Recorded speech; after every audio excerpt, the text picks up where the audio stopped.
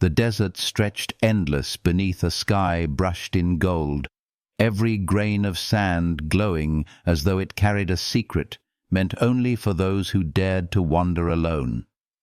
Wind curled over the ridge and whispered against weathered wood, a soft, healing sound that seemed to hide both promise and memory. Out here, solitude was not emptiness. It was a companion, patient and steady, filling every silence with its own language. For Levi Boone, the man whose shadow fell long across the dry earth, this silence was everything he had known. His boots pressed into the dust with the slow rhythm of someone who had walked far and carried more than words could ever hold. His shoulders were strong, but the weight on them was not of cattle or fences. It was the unseen weight of years spent with only his breath and the sound of horses in the corral for company. There was something about his solitude that drew whispers from the land itself. The birds that circled above seemed to know he carried stories hidden beneath his steady jaw and watchful eyes. The old cabin he had built with his hands stood like a sentinel against the wilderness, a place worn by storms but still standing tall just as he did. Every dawn, when the first line of light spilled across the horizon, he would sit with a cup of coffee cooling in his hand, gazing at a world that belonged to no one, yet claimed him all the same. He had never asked for more. The quiet had been enough, or so he told himself night after night, as the stars spread wide like a tapestry above him. Yet deep inside, beneath the layers of habit and the armor of silence, there was an emptiness aching to be touched, a wound longing for healing that he would never admit. The land held its secrets, and so did he. Sometimes the wind carried echoes of laughter he once knew, faint as ghosts against the walls of his mind. Sometimes the creek by his cabin shimmered like memory, water bending light the way eyes once bent his resolve. Loneliness is not always a sharp pain. Sometimes it is soft, seeping in like dusk, until you forget the sound of another voice at your table. Levi thought he had made peace with it, thought he had chosen this path, when in truth the path had chosen him, every scar and silence binding him tighter to solitude. But destiny has a way of arriving when the world is quietest, when the heart no longer dares to expect. The desert itself seemed to wait, like a page unturned, as if holding its breath for the moment everything would change. And change was coming, carried not by storm clouds or riders with guns, but by something gentler, something fiercer. The kind of presence that heals wounds without asking permission, the kind of bond that rises like dawn after the longest night. Levi could not know that the silence he clung to was already breaking. He could not know that footsteps, strange, fated, unforgettable, were already on the road to his door, and so his story begins, not with a gun drawn in anger, but with the quiet ache of a man who believed he was destined to die alone, unaware that love was already threading its way through the dust and shadows toward him. If you find within these words a spark of warmth, if you feel the healing touch of hope hidden in the silence, I invite you to walk with me deeper into this tale. Leave a like to let the story's light grow brighter, share a comment to keep the echoes alive, and subscribe so that every chapter may find its way gently into your heart. For what waits ahead is not only a romance carved from hardship, but a journey of belonging, of learning that even in the loneliest deserts, love finds a way to bloom. The horizon burned with promise, the air heavy with something unnamed, and Levi Boone's life was about to be rewritten by three shadows walking out of the dust, carrying with them the weight of destiny and the tenderness of choices yet to be made. The silence was ending, and the next step would unravel a future he had never dared to dream. The morning sun fell across the town like a curtain of fire, casting long shadows that stretched beyond the wooden facades and the dusty streets. Levi Boone stepped from the general store with his supplies balanced in his arms, the weight of flour and coffee steady against his chest. His stride was purposeful, though his heart carried that familiar tension he never could shake. His life was quiet, but quiet did not mean peace. It only meant there were fewer places for ghosts to show themselves.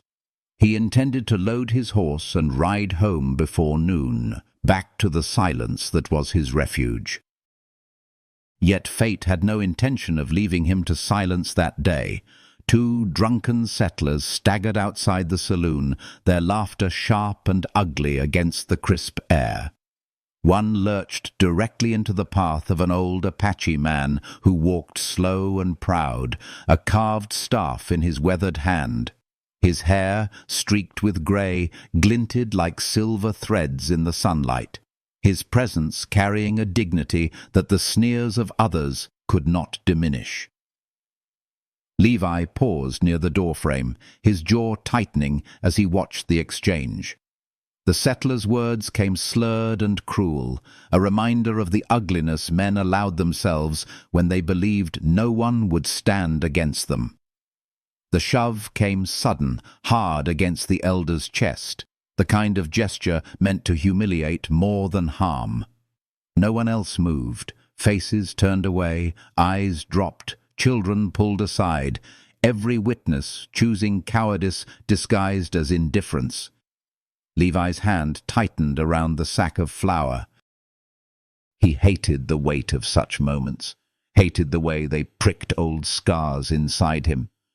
He told himself he had no stake in this, that he should walk away. He had built his life on avoiding quarrels that weren't his, staying just beyond the reach of blood and fire. But something in the elder's calm eyes struck him, a stillness that did not break even when insulted, a quiet resistance that reminded Levi of the dignity his own father had carried before the earth claimed him. He thought of silence twisted into shame, of dignity stripped while the world pretended not to see. His breath grew sharp, and his choice was made before he realized he was moving. The revolver came half clear of the holster, glinting under the sun as Levi's boots ground into the dirt. His voice, low but steady, cut through the drunken laughter. "Back away!" The words were not shouted, not wild, but firm, weighted with a gravity that made even horses shift at the rail. The street hushed in an instant, as though the air itself had stopped breathing. The settler blinked at him through drink and arrogance, muttering something about minding one's own business. Levi did not flinch. The gun's steel gleamed steady, and his eyes, cold but alive, locked on the man with the force of someone who had seen too many graves dug because no one stepped forward. The drunk hesitated, then spat into the dirt and staggered back, dragging his friend with him. Their laughter crumbled into mutters as they vanished into the saloon's dim doorway. Around them, the crowd returned to motion, conversations resuming as if nothing had happened. No thanks, no acknowledgement, only silence. That was the way of towns like these. Gratitude carried no weight, but whispers always did. Levi slid the revolver back into its holster, bent to pick up his sack of flour, and turned toward the Apache elder. For a moment their eyes met, dark, calm, against weary, guarded. The old man lifted his hand to his chest, a gesture of thanks, wordless yet profound. Levi's throat tightened. Gratitude unsettled him more than confrontation ever had, because gratitude made him visible, and visibility always led to danger. Still, he gave a small nod and turned away, loading his horse with deliberate care, his movements betraying none of the turmoil in his chest. He rode from town with the sun heavy on his shoulders, telling himself he would forget this moment by the time he reached the quiet of his land. Yet he knew better. Some choices carve themselves into the skin, into the blood, until they become part of the soul. His heart thudded harder than he wished, every beat reminding him that silence, once broken, never truly returned. The desert opened before him again, wide and unyielding, but now it carried something unseen, like a string tugging from far ahead, invisible but insistent. He could not know that by stepping forward for one man, he had already opened the door to a new life, one that would heal and wound him in ways he had never dreamed. That night, he sat by his fire with the familiar tin cup in his hand, the flames flickering shadows across the cabin's pine walls. He told himself nothing had changed, that the silence was still his, that the world outside would carry on without consequence. Yet in the quiet, his mind replayed the moment, the elder's calm eyes, the weight of dignity restored. The memory lingered like embers that refused to die out, warming and troubling him all at once. He lay down on his blanket, listening to the breath of his horses outside, but the silence felt different now. It was no longer empty, it pulsed with something waiting just beyond the horizon.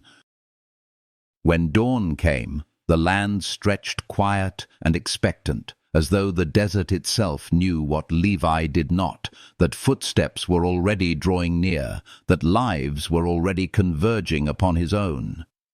His solitude was fraying, and destiny was preparing its arrival in the shape of 3 figures walking out of the dust. What he had done for a stranger in town had set in motion a story larger than himself, and the healing he never thought to seek was already on its way to his door.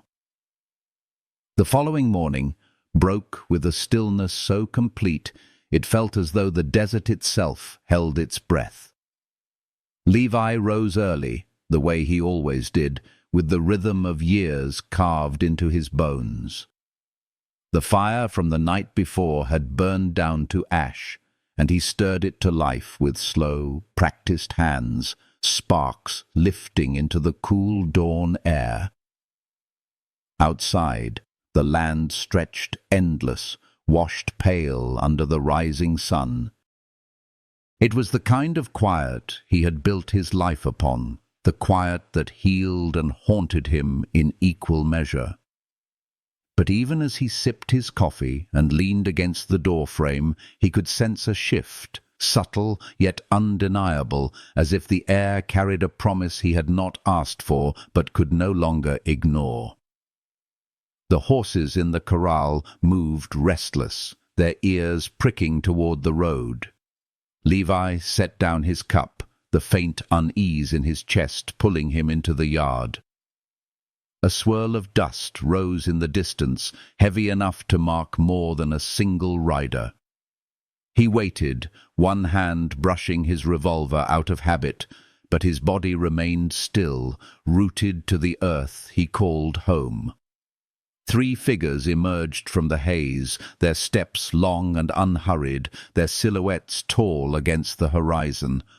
At first he thought they were men, but as they came closer, the truth revealed itself. Women. Apache, each carrying bundles tied in cloth, their posture strong, their faces unafraid. Levi's chest tightened. Visitors were not part of his life. Company was a word foreign to his cabin walls, a disruption to the silence he clung to. Yet here they were, standing at the edge of his land, with the certainty of those who had come not to ask, but to remain. The eldest stood at the front, her presence commanding before a single word was spoken. Her skin held the bronze glow of desert firelight, her black hair loose and wild against her shoulders, her deer-hide dress marked by the strain of travel, seams split where fabric clung too close to her curves. Her dark eyes did not waver as they met his, sharp and steady, and in that gaze he felt the unsettling press of recognition, though he had never seen her before. Behind her, the second moved with softer grace. Her hair was neatly braided, her dress modestly adorned with shells that clicked faintly as she shifted. There was gentleness in her lowered eyes, but no weakness. Her every step carried quiet strength, like a river hidden beneath still waters. The third, youngest yet tallest, carried herself with restless energy, her shoulders broad, her arms decorated with bracelets of stone beads. Her gaze was sharper than the eldest's, but edged with distrust. It lingered more on the revolver at his hip than on his face, as though daring him to reveal whether he was friend or foe. When the eldest finally spoke, her voice was accented yet clear, each word deliberate. "The chief you stood for, he is our elder. He sent us to you." The meaning struck Levi with a heaviness he had not prepared for. He frowned, his throat tight with unease. "I didn't do it for trade," he said slowly, his voice rough from disuse. "I don't need nothing." But her gaze did not break. "We were sent. We came. We cannot return." The silence that followed pressed hard against him. He thought of the empty corners of his cabin, of nights filled only by firelight and the creak of the roof in the wind. He thought of the talk that would spread like wildfire in town, 3 Apache women under his roof, the laughter, the suspicion. He thought of the years he had worked to keep trouble from his land, only to find it standing now in the shape of 3 women, unyielding and unafraid. His heart beat slow but hard, as though each thud carried him further from the man he had been yesterday. He studied them one by one, his jaw tight, his thoughts restless. He wanted to turn them away, to guard the silence that had been his only refuge, but he could not. He was not built for cruelty, not wired to cast them back into the dust after they had come so far. The eldest woman's eyes seemed to know this already, her certainty steady as the ground beneath their feet. Finally, Levi stepped aside, his voice low but clear. "You can come inside." The words left his mouth heavier than any bullet, heavier than any vow he had ever made. The women crossed the threshold of his land with shadows long against the dirt, and for the first time in years, his solitude cracked open. Levi stood for a moment outside, breathing the sharp air, his mind caught between dread and something dangerously close to longing. He told himself this was trouble dressed in another form, but when he closed his eyes, the echo of their presence already filled the silence he had once claimed as his own. Inside the cabin, chairs scraped and footsteps shuffled, sounds that bent the air into new shapes. The life he had chosen, the quiet, the distance, the loneliness, was gone. And in its place began something unfamiliar. The stir of warmth, the ache of responsibility, the healing presence of lives intertwined by fate. Levi Boone stepped into the doorway, his hand brushing the wood he had nailed years ago, and he knew with certainty that nothing within these walls would ever remain the same. The desert outside stretched endless, but the story had turned inward now, carrying him toward a future written not in solitude, but in the eyes of three strangers who had already become part of his breath. The cabin had never held so much life.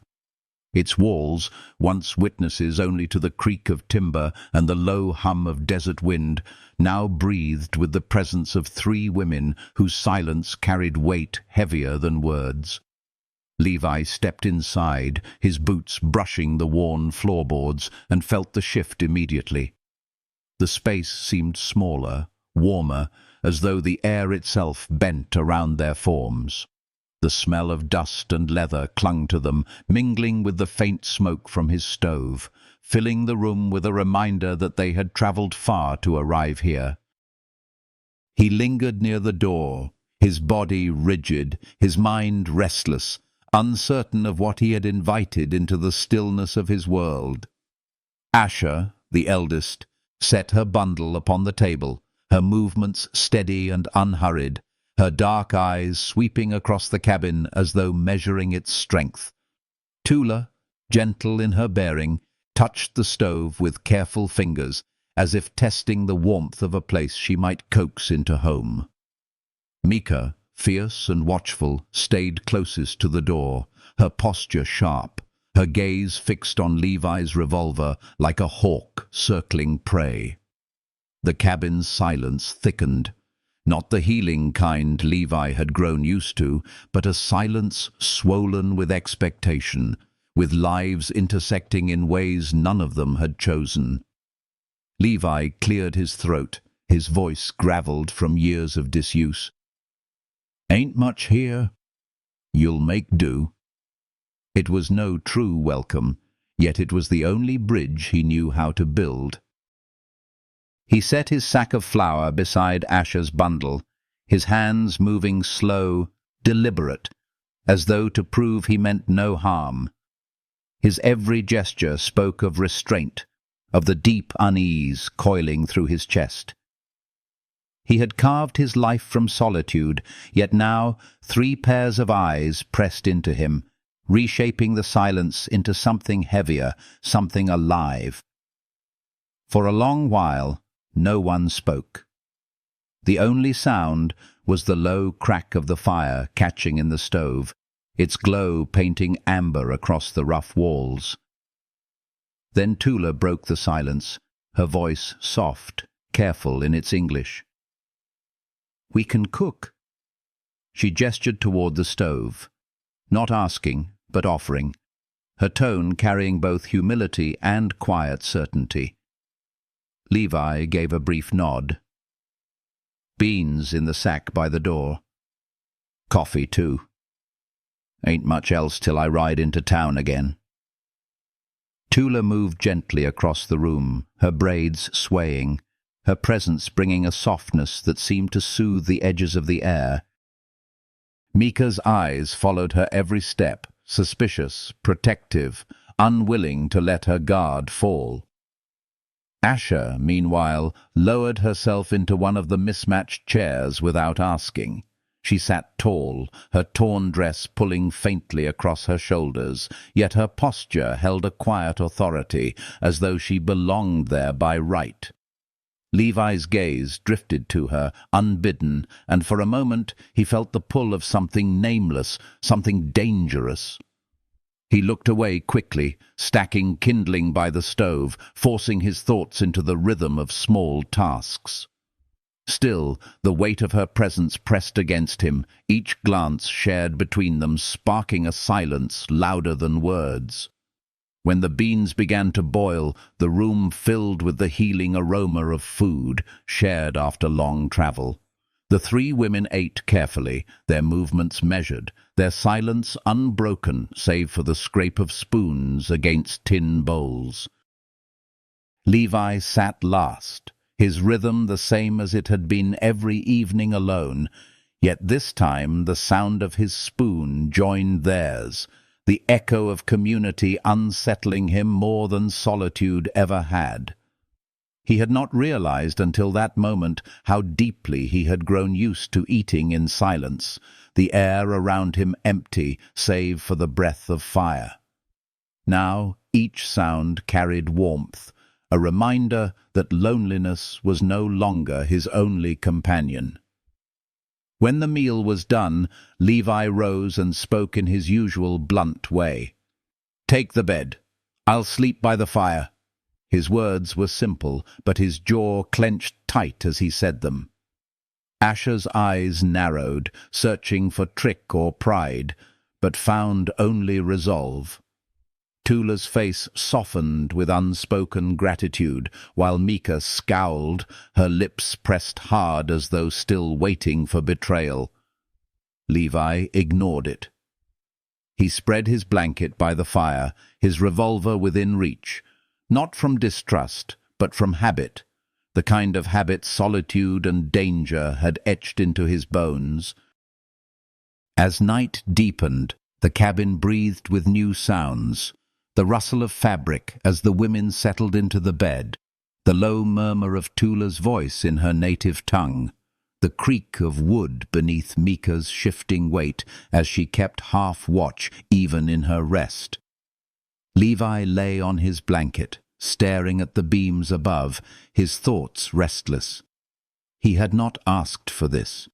He had not chosen this.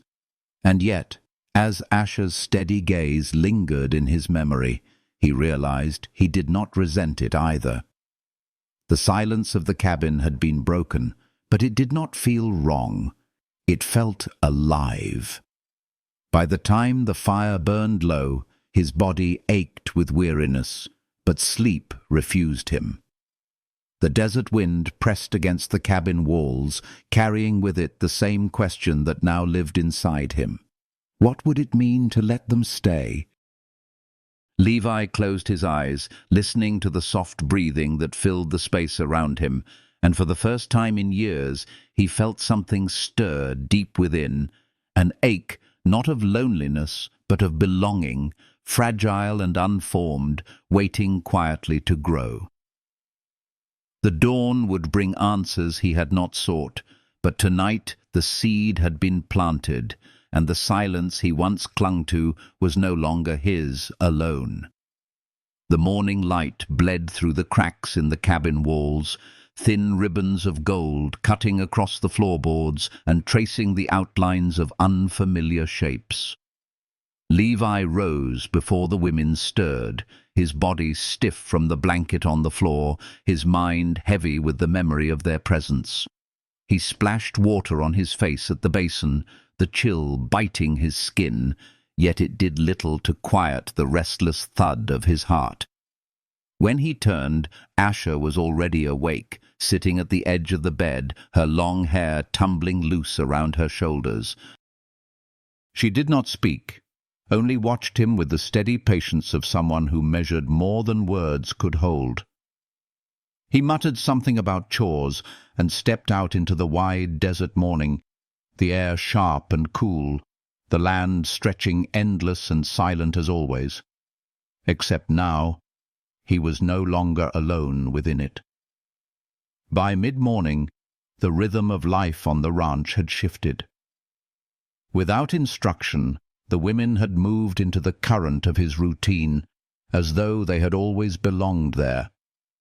Tula's soft humming filled the cabin as she gathered wood and set a pot to boil, her presence weaving a gentle healing energy into the air, like a balm laid quietly across old wounds. Mika worked alongside Levi in the corral, her tall frame carrying posts and rails as if they weighed nothing. She said little, her eyes sharp, but Levi noticed how her suspicion began to loosen each time he let her labor without interference, treating her not as a burden, but as an equal. Asher stayed closest to him, her movements calm, her presence steady. She handed him nails, steadied rails as he hammered, her arm brushing his just enough to unsettle the silence between them. Each small touch, each shared glance, pressed into him with a weight he did not want to name. By noon, sweat streaked Levi's brow, his shirt clinging to his back. He drew water from the well, the bucket heavy against his hands, and set it down hard on the worn wood. He drank first, then stepped aside. Asha bent to lift the ladle, her movements unhurried, her grace unshaken. When the water spilled against her chin and darkened the torn fabric of her dress, the damp clung to her skin, tracing curves he forced himself not to notice. He turned his eyes to the horizon, jaw tight, fighting the pull that threatened to break the walls he had lived behind for years. Yet when he glanced back, she caught his gaze, her lips curving in the faintest shadow of acknowledgement, not quite a smile, but enough to leave heat burning in his chest. They ate beans and flatbread at the table, the four of them gathered around wood that had never known more than a single man's meal. Levi sat last, his spoon scraping tin in the rhythm of his solitude, yet this time the sound was joined by others, the soft murmur of Tula speaking in her own tongue, Mika's low exhale, the scrape of Asha's chair as she shifted. For years his silence had been absolute, an armor he thought he needed. Now it cracked, reshaped by the warmth of shared breath and the simple healing presence of company. He did not admit it aloud, but he felt it. How different it was to sit at a table not empty, how much fuller the air seemed when filled with their nearness. When the meal was done, Levi saddled his horse, muttering about the need for flour, coffee, and nails from town. But before he could mount, Mika stepped forward, her voice blunt. "We go too." Levi shook his head, his jaw rigid. "Ain't wise. Folks talk enough as it is." But Asha rose then, her gaze locking with his, tall and certain, her voice calm but unyielding. "We are not hidden. We walk."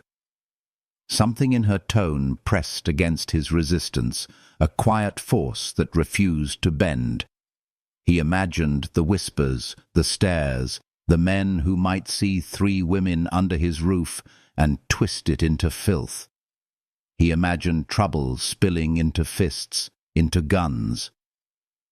Yet as he held her gaze, he knew he could not lock them away like possessions. With a low breath, he relented. "Fine. Stay close." The road into town stretched dry and endless, dust rising under each step. Levi rode with Asha seated lightly behind him, her arms resting at his waist, her breath steady against his back. The warmth of her presence made his body tense, every nerve alive to her closeness. Tula and Mika walked beside the horse, their shadows long across the dirt. By the time they reached the trading post, every eye had turned. Men paused mid-step. Women drew their children closer, whispers snapping like dry twigs in the wind. Levi felt the weight of every stare, heavy as chains across his shoulders. Inside the store, the clerk's eyes flicked from Levi to the women, lingering on the torn seams of Asha's dress. His mouth opened, then closed again, silence heavy with judgment. Levi ordered his supplies with clipped words, his voice steady but sharp enough to cut. Behind him, Mika stood with arms crossed, her glare daring anyone to speak. Tula stayed near her, quiet as shadow, while Asha's posture held so strong that not even mockery could breach it. They left with their goods packed, Levi's jaw tight with the burn of humiliation he refused to show. On the porch, a ranch hand with a bottle leaned against the rail, his voice pitched just loud enough. "Boone got himself a houseful," he sneered. Laughter followed, sharp and cruel. Another muttered, "Reckon he don't sleep alone no more." Levi froze, every muscle taut. His hand twitched toward the revolver, but he forced it still, his chest tight with fury. The women stood behind him, silent but steady, waiting to see what he would choose. He turned his head, his voice low and cold as steel. "Say another word." The laughter died, replaced by uneasy silence. The men shifted, muttered, and shrank back. Levi walked on, his shoulders square, his breath heavy with heat. When they reached the cabin again, the desert swallowing them back into its wide embrace, Asher touched his arm before stepping inside. Just a touch, brief and deliberate, yet it lingered on his skin long after she let go. That night, Levi lay once more on his blanket near the fire, the revolver close at hand. The cabin hummed with the sound of women settling, the air alive with the presence of lives not his own. He told himself he had only done what was right, only offered shelter because he could not bring himself to turn them away. Yet, deep within, he knew the truth. His life was no longer his alone. The silence had shifted, reshaped by choice and chance, and though the town whispered, though danger gathered like storm clouds at the horizon, he could not bring himself to wish it undone. The desert outside slept beneath a sky of countless stars, but within the cabin, Levi Boone had crossed a threshold he could never return from. Belonging had begun its quiet work inside him, and nothing, no whispers, no fear, could unmake what had already taken root.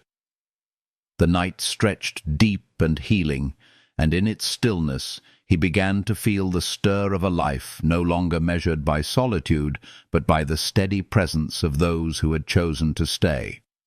Clouds rolled over the desert like a gathering of old spirits, thick and low, turning the sky the color of iron.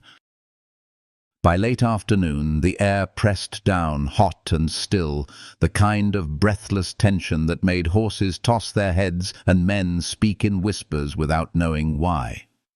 Levi felt it in his bones, the way a seasoned hand can feel a storm hours before a drop falls.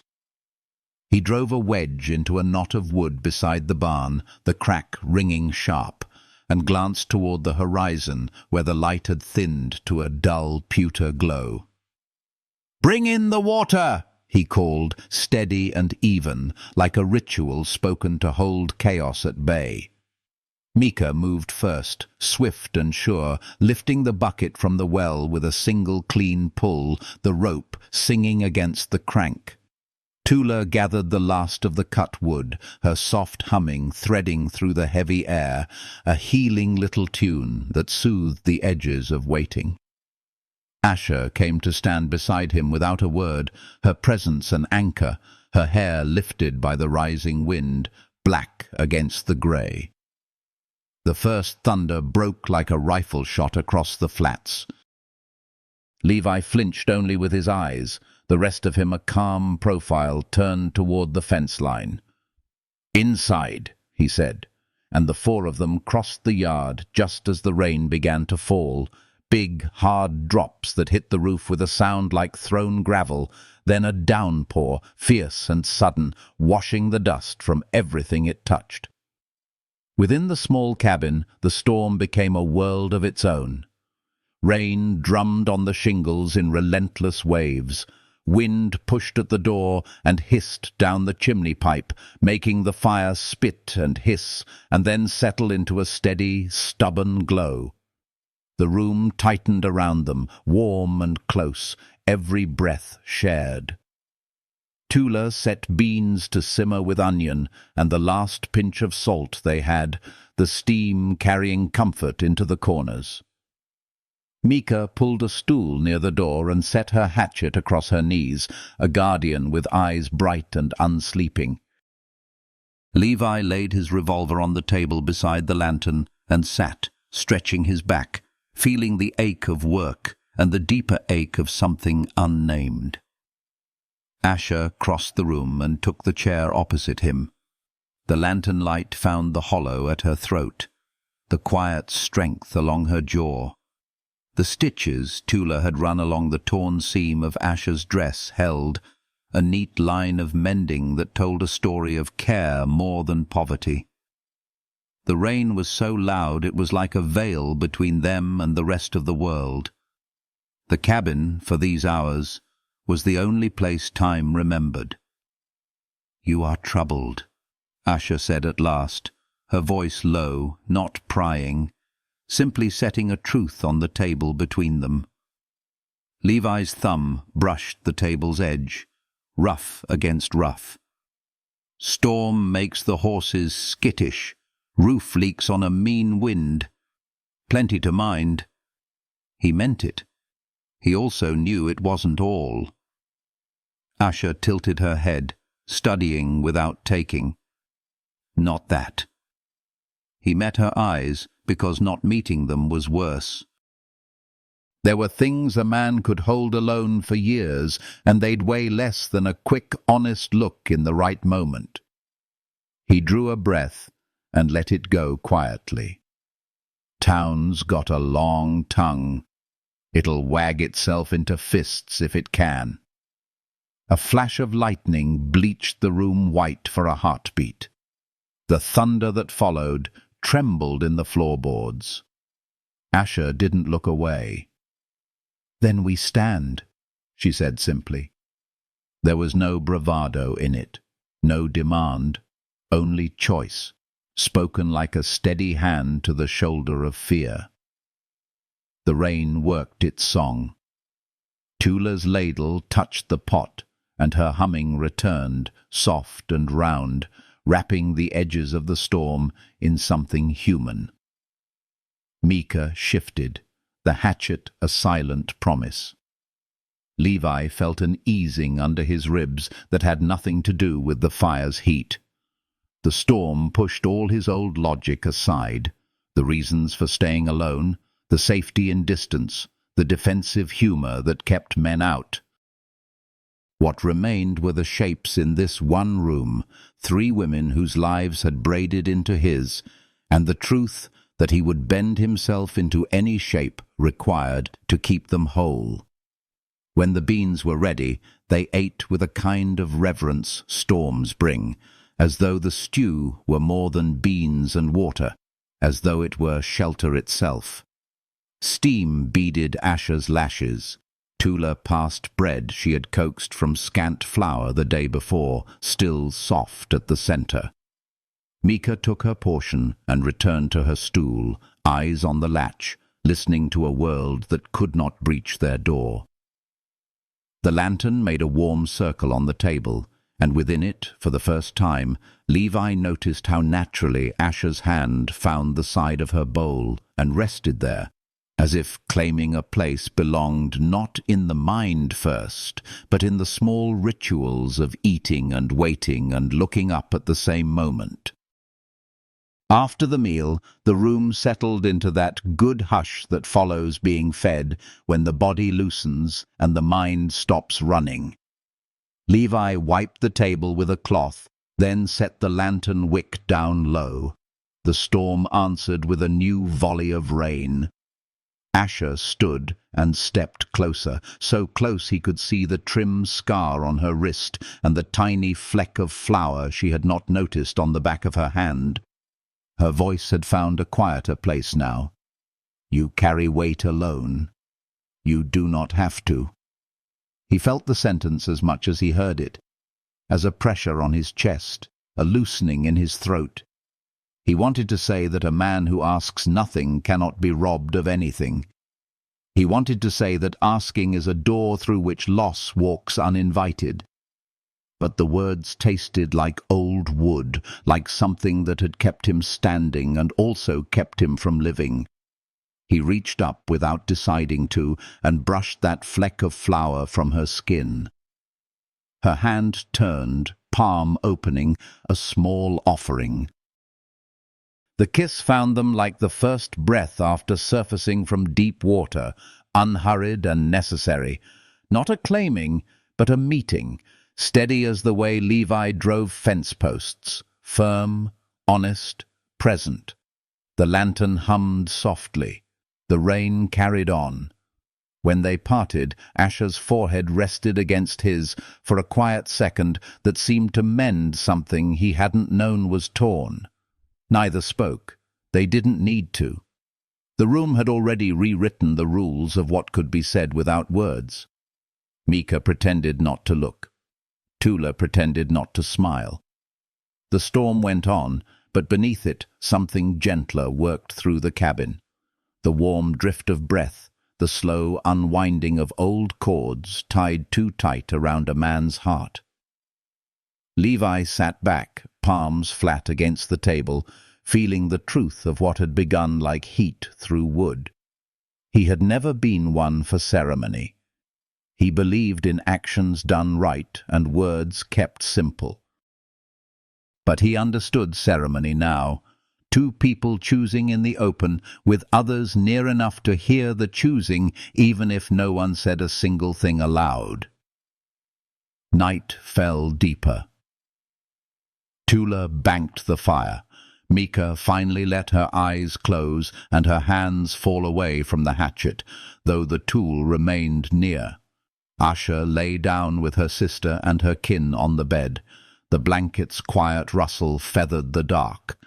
Levi unrolled his own blanket by the hearth, the old habit tugging at him not as penance, but as a way of easing change into a shape he could hold. He lay on his side and watched the last light touch the edges of the room. The cabin was the same knots in the pine, the same hairline crack above the window, the same shelf with the old Bible someone else had left behind, but the air itself had been altered. He slept and woke and slept again in the rhythm of hard rain. In the early hours the storm broke apart, the sound thinning to a softer patter. He rose, stoked the coals from their drowsy red to a small flame, and stepped outside with the dawn just beginning, the world rinsed clean. Puddles cupped the sky. The mesquite's leaves sparkled with water like 1,000 tiny eyes. Asher joined him at the threshold, barefoot, quiet, wrapped in a blanket that held the night's leftover warmth. They did not speak for a time. Sometimes healing is simply standing in new air and letting it move through you. The clouds were already fraying into rag, the light finding its courage again. "Fence might be down near the ridge," Levi said at last, the words returning him to the earth, to what hands can do. "I'll check it before the ground dries hard." "I will go with you," Asher replied, as if the thought were planted in both of them by the same wind. They saddled the horse, easy with each other now in the way of people who have survived a hard sound together. She mounted behind him, palms resting lightly at his waist, and they rode along the edge of the wash, where the storm had chewed gullies into the dirt. Grass bent under the weight of water, the fence line sagged in 2 places and had given way in a third. Levi set to work. Asher held the rails and steadied posts, her breath even, her body a counterweight to his hammer's rhythm. They said little. Words would have been clumsy beside the clean conversation of tools and hands. Once their fingers touched around a nail. Neither drew back quickly. The touch simply happened and lived and then passed, leaving a warmth that stayed. At midday they reached the creek, now purling brown and quick, and sat with their boots in the wet grass. Asher cupped water and let it run through her fingers again and again, as if blessing each moment with coolness. Levi watched the way her shoulders rose and fell, the way stillness in her was never dead, always some living current that matched the land's slow pulse. He wanted to say that the world looked different with her in it. He wanted to say that he was tired of pretending the only safe shape for a life was alone. Instead, he said, "different," and the word carried all the rest. She looked over. a small curve at the corner of her mouth, not a smile so much as a knowing. Different is not always bad. They rode back under a clearing sky, the sun coming on strong, the scent of wet earth lifting like an old hymn. At the cabin, Tula stood in the doorway with a towel thrown over her shoulder and flour on her hands, the picture of a woman who could coax a feast out of scarcity and bring peace simply by being near. Mika leaned against the porch post with the hatchet at her hip, watching their return with a gaze that had softened by degrees since the day they'd arrived. Inside, the afternoon moved through its gentle tasks, bread rising, shirts mended, tack checked, the little things that are not little at all when lives knit themselves together in the daily way. Levi set his revolver on the shelf and, for the first time since he'd owned it, forgot it there for a while. News rode in by way of a trader toward evening, his pony shy at the puddles, his hat white with salt. He had water at Levi's well and words to spare. The ranch hands who mouthed off at the trading post had put enough whiskey in themselves to drown sense, he said, but the sheriff had eyes on them now. They'd been told to let the matter lie. He shrugged, tipped his brim, and rode on. Dust rose behind him like a sigh. Levi stood a long moment after the man was gone, hands braced on the well curb. Relief came not as a shout or a grin, but as a quiet exhale that seemed to leave space for something else to enter. He looked toward the cabin, to the window where Tula's shape moved, and the porch where Mika's weight had shifted into ease. Asher stepped outside and met him halfway. They stopped without touching, because sometimes not touching is its own ceremony, an honoring of the nearness that no longer needs proof. "You stood," she said. He almost said, "had to." The old reply, the one that kept the soul uncommitted. He let the old reply go. "I chose," he said instead, and the words settled between them like a stone well placed at the edge of a garden. Sure, useful, right. Evening softened the angles of the world. They ate warm bread and beans, and the silence they shared was a good one, like cool water cupped in the hand. After, Levi took his place at the table with a knife and a whetstone, the steady scrape like a lullaby. Asher came to stand behind him and set her palm on his shoulder, not claiming, not leaning, simply joining. He covered her hand with his, the gesture small and powerful. Mika rolled her eyes in a way that said she was bothered by nothing except perhaps the fact that there was now less to guard against. Tula's humming found a new melody that sounded like a promise kept. When night settled, Levi did something that surprised even him. Not dramatic, not loud. He set his blanket at the foot of the bed, then paused. He turned to Mika first, because she would test him if he didn't look her in the eye. "I'll sleep there," he said, nodding to the bed. "Not to take, to belong, to be answerable." Words like that have a way of changing air. Mika nodded, just once. Tula's eyes were soft, the way they got when bread rose just right. Asher stepped forward, and they stood close because the room was small and because there was no use denying it any longer. He was not alone and did not wish to be. The fire was banked to a steady heart. The old Bible on the shelf kept its silent counsel.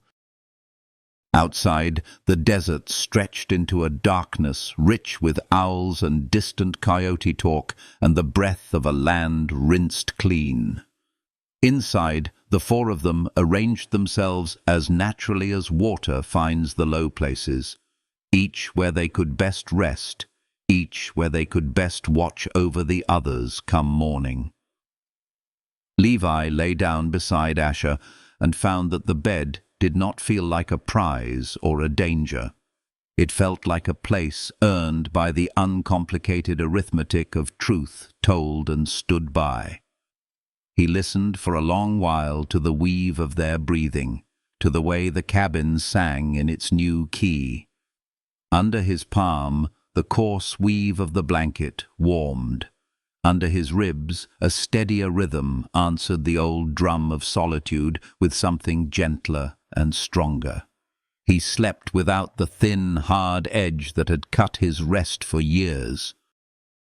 And when he woke before dawn, with the first timid light thinking about the window, he knew the day would come with chores and risk, and the continuing work of living in a place where talk could turn to trouble.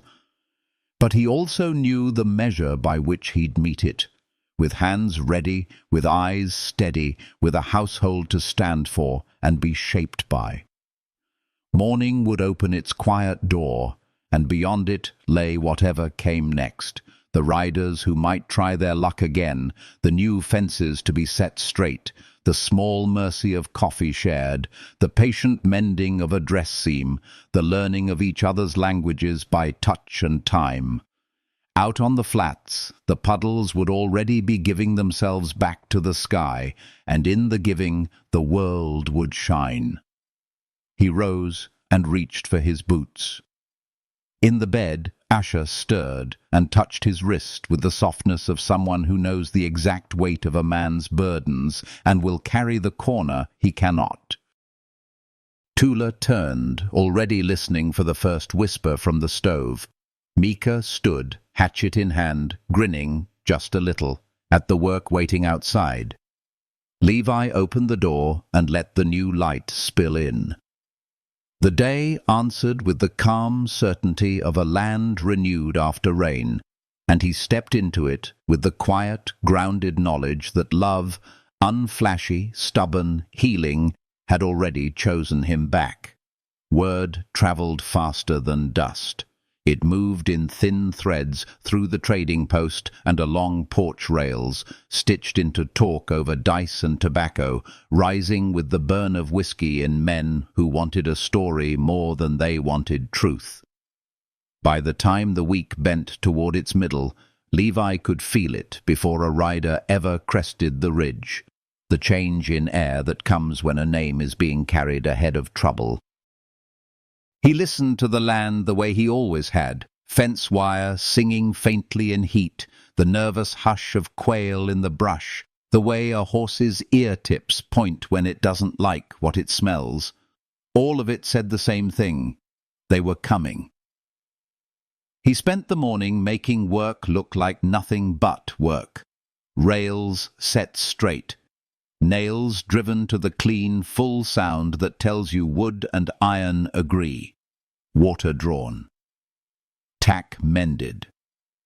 Asher moved near him with a quiet surety, steadying what needed a second hand, offering a ladle, the brush of a shoulder, a glance that was never demand and never retreat. Tula kept the cabin in its soft, healing order, bread set to rise beneath a cloth, shirts rinsed and wrung, a hum woven through those simple tasks like a thread that ties a day to itself.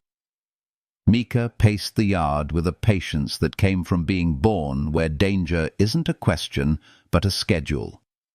She sharpened the hatchet until it would part a hair, wiped the blade, and rested it across her knees. At close to noon, the horses in the corral threw their heads in a silent vote. Ears forward, eyes bright with a shine that has nothing to do with sun. Levi set the hammer down and let his breath settle into a slow, usable rhythm. He didn't call to the women, no need.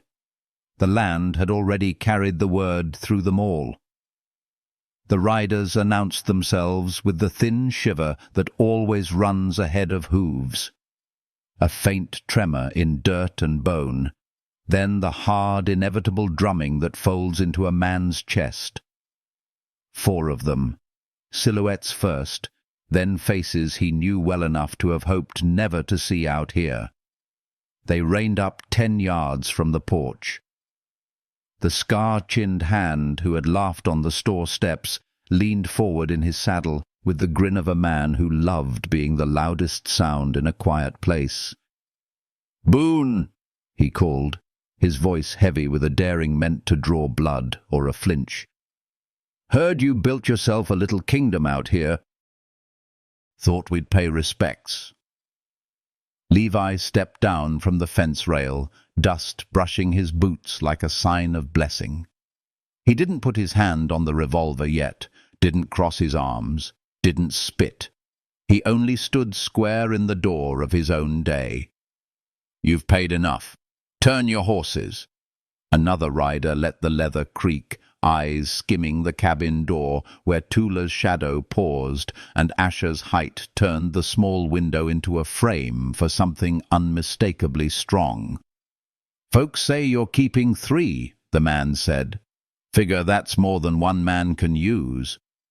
Mika took 2 easy steps to the angle where the corral met the yard and became, in an instant, a wedge one could split stone with. The hatchet hung loose in her hand, nothing dramatic, a truth that didn't need shouting. Tula moved the curtain 1 inch and not another, the line of her mouth firm as a seam after it's been set. Asher came to Levi's side and did not touch him, which was somehow its own touch. Levi let silence roll out a breath longer than comfort, so the men had to hear the wind and the horse and their own hearts. "You're on my land," he said, voice level as a table you'd trust with a newborn. "I didn't invite you. You'll ride on." Scarchin laughed, ugly and pressed thin, with the kind of meanness that gets fed like a bad dog until it bites any hand nearby. "Maybe we're just neighborly," he said. "Maybe we want to see if your hospitality stretches." Levi's hand went to the revolver the way a man's foot goes to the ground, natural without thought. He did not draw fast. Fast is for impressing onlookers. He drew right. The pistol came up with the practiced quiet of something often cleaned and seldom wasted. He angled it at the dust 6 inches in front of Scarchin's gelding and fired once. Dirt jumped like it had been kicked by God himself. The gelding reared, crying, forelegs cutting the air, and Scarchin clutched leather with both hands and remembered that gravity is the only sheriff that never sleeps. "I don't warn twice," Levi said. The smoke from his barrel rose and curled like a prayer. The horses danced under their men, and nobody laughed anymore. If a word wants to live, it knows when to die, and all the words on those riders' tongues lay down and shut their mouths. The second man eased his mount a step back. The third shifted, his jaw working without sound. The fourth, young, fox-eyed, mean, because someone told him that was how to be a man, spat to one side and found himself looking straight into Mika's gaze, which held the easy promise of a person who had no intention of letting his bones go lost in the desert if they could serve as warning posts instead. He dropped his eyes. Scarchin's anger did not leave, but it obeyed sense for a minute. "This ain't the end," he said. The words were smaller than the threat would have liked them to be. He jerked the reins and the 4 turned, pulled tight, muttered, were gone, a dirty seam ripping away from a clean hem. No one moved for a long beat after the dust settled. The air seemed to stretch, listening to whether it needed to keep its fists up. Then Tula let the curtain fall. Mika exhaled through her nose and set the hatchet back on her belt like a mother laying a child down after a fever breaks. Asher turned her face toward Levi, and in her eyes lived the clear, warming knowledge that a choice had been made, and made openly. "You stood," she said, as she had said before, and the words weren't repetition. They were a laying down of stones to mark where a river had once raged and was now crossed. "I'll keep standing," Levi answered. He holstered the pistol slow, the kind of slow that tells a man he still owns his hands. The afternoon did not pretend nothing had happened. The work resumed because work is a road the body can walk when the mind is still catching up. Nails were driven, rails held, water carried. Tula's bread rose as if the yeast were the smallest miracle God ever asked of flour. Mika checked the tracks beyond the fence and came back with a report that was mostly wind and impatience and nothing you could fire at. Asher set the table with 4 tin bowls like it had always been done that way and always would. They ate without ceremony and with deep respect, which is the right way to eat after danger has stepped up to the door and been asked firmly to go home. The stew was simple. The steam rose like a blessing.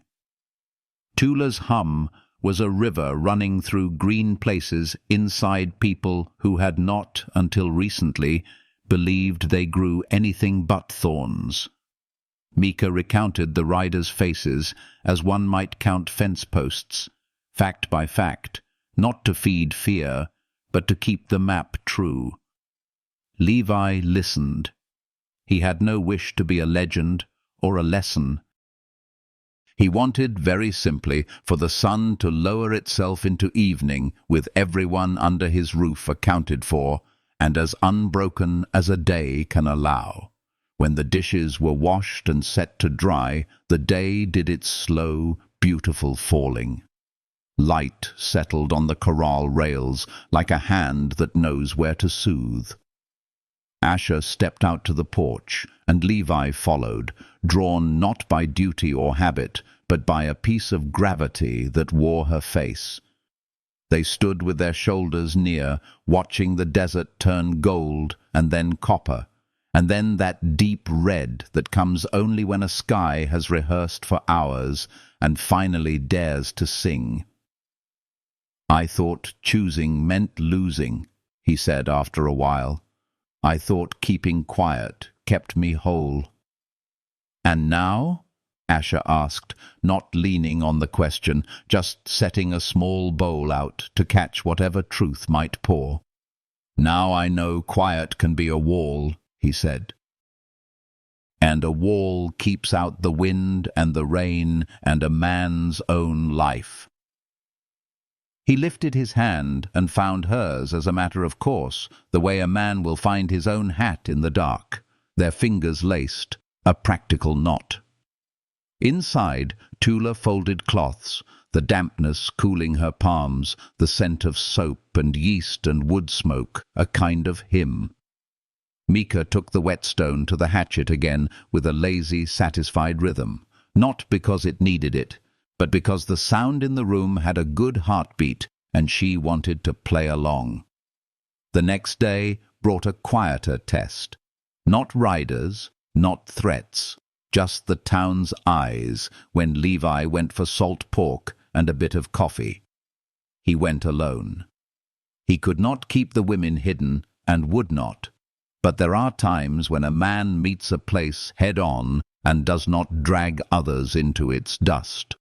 He tied his horse where he always did, stepped into the store where he had stepped 100 times, asked for what he needed, paid, said nothing more than was necessary, and left. A boy sweeping the porch watched him with that frank curiosity children have before adults teach them how to twist their faces. The boy said, "Mr. Boone," like the name tasted fine.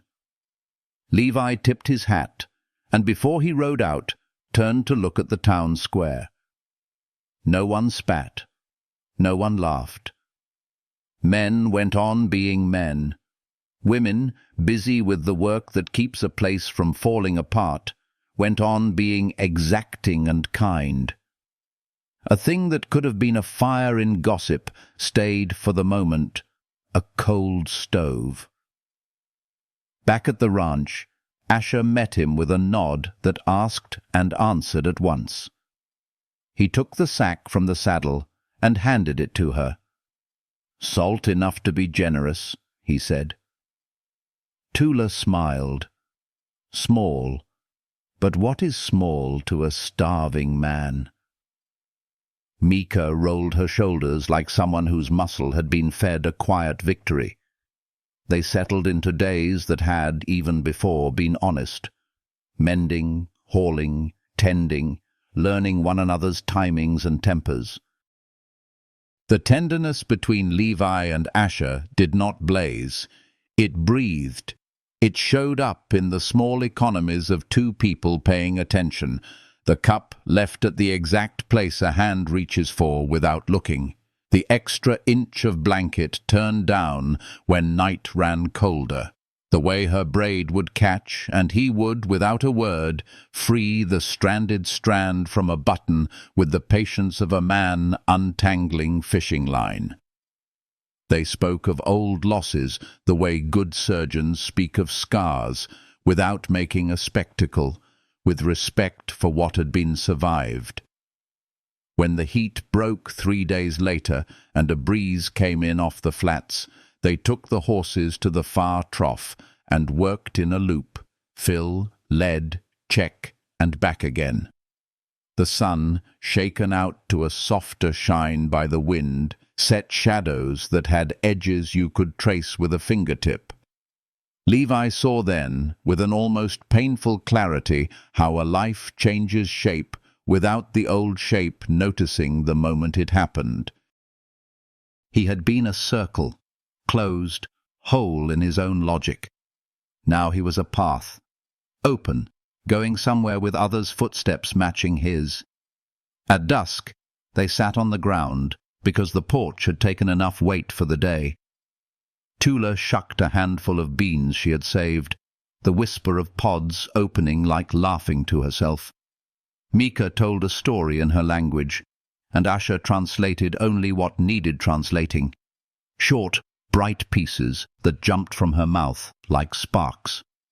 It was a tale about a fox who borrowed bravery from a turtle and learned, at the crucial moment, that borrowed courage keeps time too, and must be paid back with interest unless you become the sort of creature who grows his own. Levi laughed at the right place, not because he knew the language, but because laughter is honest when it arrives dressed like that. Later, when the stars wrote their white script across black paper and the chill lifted hair on forearms, Levi lay and listened to 3 breathings and his own, the quarter notes and half notes of a new music. He thought about the riders who would have another drink one night and remember their embarrassment and maybe come again with a different plan. He thought about the sheriff and the sheriff's trying to be tired eyes and the way some men carry law like a lantern with oil too low.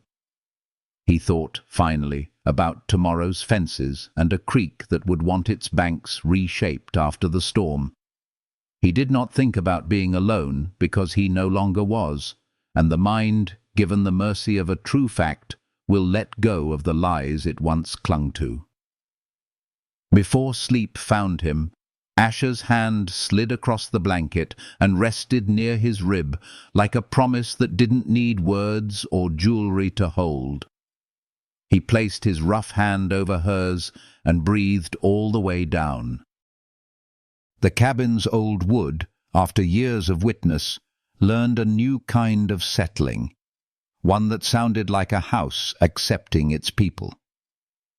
Morning would bring the next turn, as mornings do. Perhaps the trader with more news. Perhaps a rider with an apology that wasn't one. Perhaps nothing but the good work of a day honestly used. Whatever came, the measure was set. Levi would stand, not as a lone post in empty land, but as part of a fence line that held because each piece leaned into the other just enough. Asher would be at his side. Tula would anchor the center with bread and songs. Mika would stand where the line bends and make sure it does not break. The desert, lifted its cool breath and let it out. Somewhere a coyote stitched the dark with threadbare howls, and the horses answered with their low, knowing talk. The world, which had gone on without him for so long, now went on with him, no louder, no brighter, just truer. And in that truth, a softer strength took root, one that would meet what came next with the calm heat of a banked fire and the quiet courage of hands that have chosen whom to hold. The desert dawn rose with a gentleness that felt almost like forgiveness. The air was cool, washed clean by the night, carrying the scent of damp earth and mesquite. Levi stepped outside with Asha at his side, her hair still loose from sleep, her presence grounding him more than the horizon itself. The land spread wide before them, endless and alive, yet for the first time in his life, Levi did not feel small against it.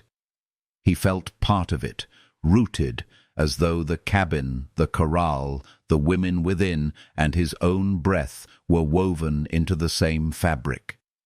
It was a quiet belonging, steady and healing, like the sound of a creek running soft after rain. Inside, Tula stirred flour into a bowl, her hum rising warm into the rafters, shaping the morning with melody. The sound drifted through the open door, softening the edge of silence until it no longer felt like loneliness, but like a blanket folded carefully over a weary heart. Mika was already outside, her hatchet balanced against her shoulder, scanning the ridge with sharp eyes that carried less suspicion now, more certainty. She stood not as someone waiting for betrayal, but as a sentinel for a life she had decided to defend. Levi glanced toward them both, then back at Asha, whose gaze lingered on him without flinching. She had been sent as a gift of gratitude, perhaps even of obligation, yet what had grown between them was not bound by debt. It was bound by choice, by the way she steadied a rail while he drove a nail, by the way she touched his arm when he clenched his jaw too tight, by the way her silence spoke into his as though she had been waiting for his kind of stillness all her life. The town still whispered. Levi knew it. Words rose in the dark corners of saloons, smouldered on the lips of men with too much drink and too little sense. Yet he had learned that words could be deflected like rain against a roof, so long as the beams beneath were strong. And the beams of his life, once nothing but his own shoulders, were now braced by 3 women whose presence had remade the cabin into a home. They were not possessions, not obligations, but companions who had carved out a new rhythm in his days, who had taught him that silence could hold more than emptiness. It could hold shared breath, shared laughter, shared resolve. He thought of the storm and the kiss that had cracked something open inside him, of the riders turned away by his gun and his resolve, of the way Mika had slowly lowered her guard, of the way Tula's quiet songs had filled the spaces his solitude once owned, of the way Asha's hand had rested against his chest like a promise no words could bind tighter. He thought of all of it, and for the first time in years the thought of tomorrow did not weigh heavy on him. It steadied him. It gave him reason. As the sun lifted higher, they shared a meal, bread still warm from Tula's hands, beans seasoned with the patience of someone who knew how to stretch little into much. Levi sat at the table, the same table he had built long ago in silence, now alive with voices, with soft laughter, with the clink of bowls and spoons that no longer echoed against empty walls. He realized then that love does not always arrive with thunder or fire. Sometimes it comes quietly, walking across the desert, carrying bundles tied in cloth, stepping into your doorway without asking.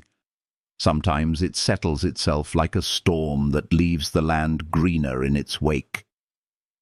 When night came, the cabin glowed with lamplight, its shadows gentle. Asher's hand found his again, their fingers locking with the naturalness of roots finding water deep in the soil. Mika leaned her back against the wall, her eyes softer than they had ever been, a faint smirk on her lips, as though she had finally allowed herself to believe in peace. Tula hummed a song so tender it felt like prayer, each note stitching a wound Levi had carried for years without knowing. He lay that night not on a blanket near the fire, but in the bed beside Asher, his hand resting where her heartbeat pulsed steady against his own. The cabin no longer felt like a refuge from the world. It felt like the center of it, a place alive with belonging. For the first time, Levi Boone slept not with loneliness pressing against him, but with warmth surrounding him. Love folded into the quiet, like bread rising slow and sure. The desert beyond would always carry storms, riders, whispers, and danger, but inside this cabin there was something greater, something no threat could steal. Love had rooted itself in the soil of his solitude, healing what had been dry and hollow, and turning it into something whole. His story was no longer the tale of a man who lived alone, but of a man who had chosen and been chosen in return. If you felt even a flicker of warmth in this journey, if this story touched some quiet part of your own heart, let it linger. Leave a like so the light continues to grow, share a comment so the echoes of this tale find new life, and subscribe so that every chapter of healing and love may reach you when you need it most. For love, once planted, deserves to be tended, and together we can keep it alive.